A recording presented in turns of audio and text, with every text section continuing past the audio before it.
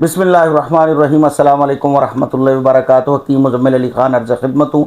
एक माह पहले ये मरीज़ मेरे पास आए थे जिनको दिमागी ट्यूमर था, दिमागी कैंसर था, जिसकी वजह से ब्लॉकिंग की वजह से सर में शदीद दर्द होता था और कानों से जो इनके जो बिल्कुल सुनाई नहीं देता था और आंखों से भी इनकी बिनाई भी है वो भी महरूम हो गए थे।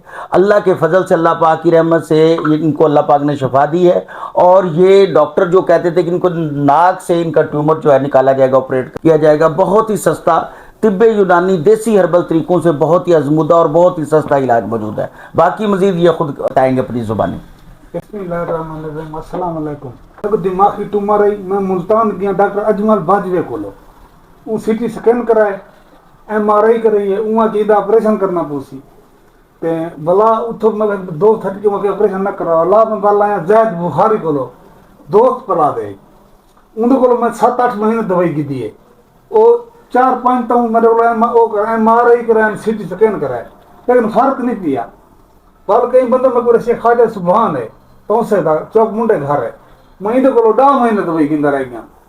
सर भला के शन दर्द हुए शदीद, कान सुनाई खत्म थी गई, आंख दी भी नहीं खत्म थी गई है।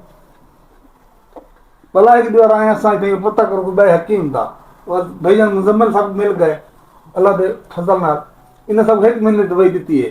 वो मैं कान नाक पाती है, 3 दीवार तो दर्द रह गए, 4थी दीवार कान नहीं तो किरण पै गए, खून ते गंद ते भी आंख भी खुल गई है, नजर इन आंख जो आउट पै गई ये जेडी बंद है उंदे चों थोड़ा हरकत थी है, आंख हलते चलते।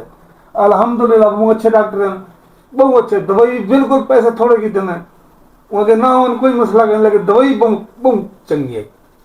उनके महीने दे विच मैं ठीक थे टुर भी ना उन्हें पर टुरना नहीं सकता।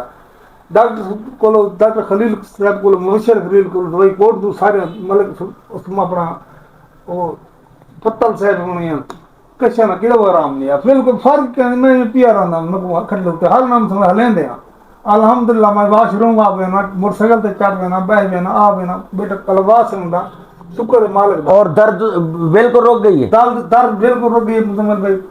और ये थब्बा जो है ना ये चाती वदे हन रिपोर्ट्स था लाखों रुपए इन्होंने रिपोर्टा ते लाए बिल्कुल अल्हम्दुलिल्लाह अल्हम्दुलिल्लाह।